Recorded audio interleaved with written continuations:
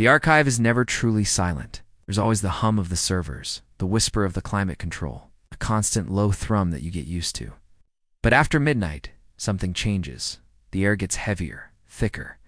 We call it the dead hour. When the silence becomes a presence, a weight you can feel in your chest. And tonight, I'm deep inside it, in the sealed, restricted section. Cross-referencing documents so fragile they could turn to dust if you breathe on them wrong. My assignment is a single old wooden crate stamped with faded red letters, Box 404, Miscellaneous Anomalies. Just the name sends a little shiver down my spine. It started small, something I almost dismissed. A water ring on the floor by my cart. I know, it sounds ridiculous. But I'm meticulous. I just wiped that exact spot not an hour ago, yet there it was, a perfect, shimmering circle of moisture in the low light, as if someone had just set down a dripping glass. Impossible. I bent down, wiped it again with a cloth from my pocket, the cold dampness seeping into the fabric.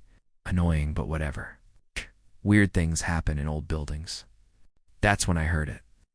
A heavy metallic clunk from the wall. I looked up at the antique clock, a beautiful but temperamental old thing. The long hand shuddered and then jumped. Not forward, backward. From 3:08 a.m. to 3:07 a.m. My breath hitched.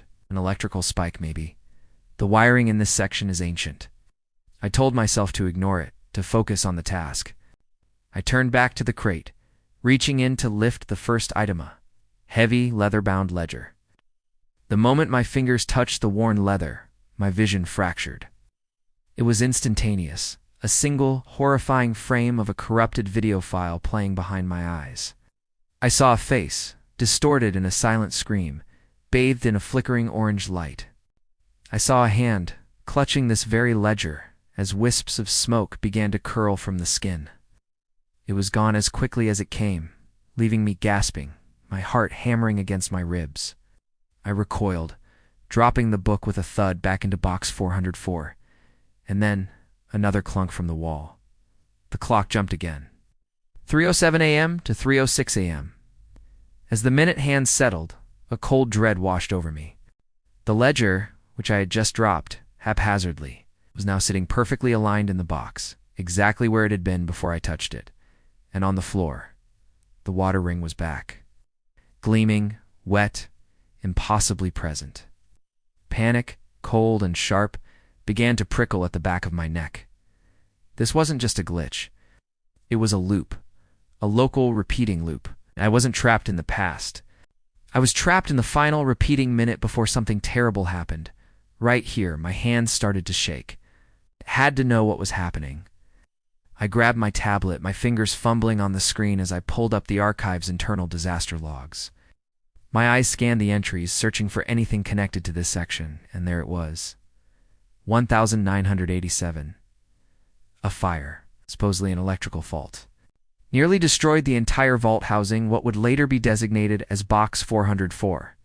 My heart pounded in a sickening rhythm. It's perfectly in sync with the resetting clock. Clunk. 3:06 a.m. to 3:05 a.m. The ledger was back in its place.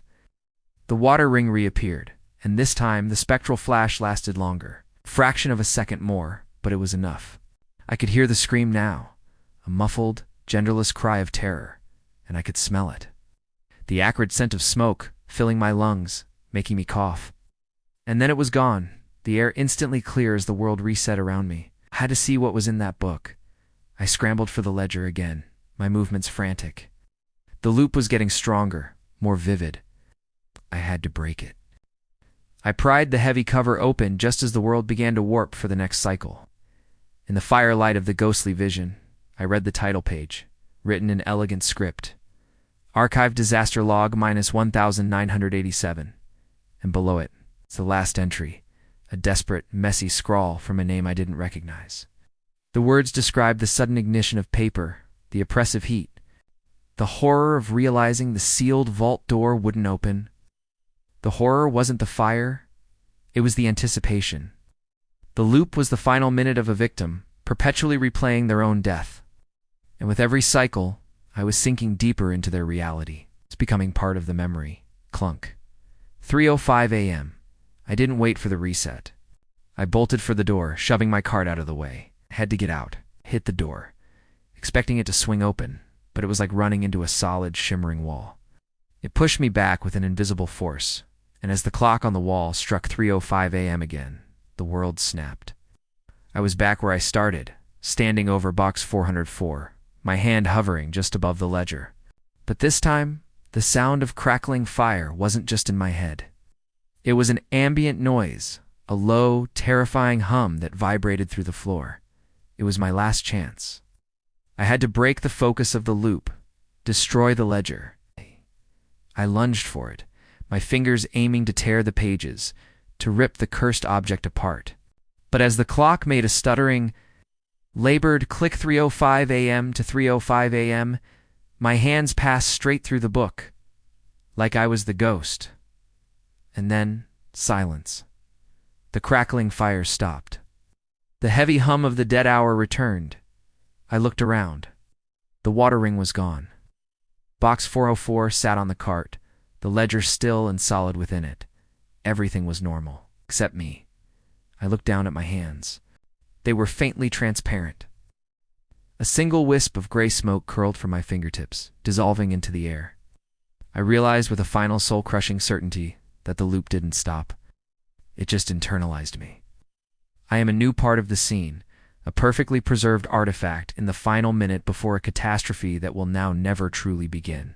Forever trapped, forever waiting, in the silent, expectant dead hour of the corrupted archive.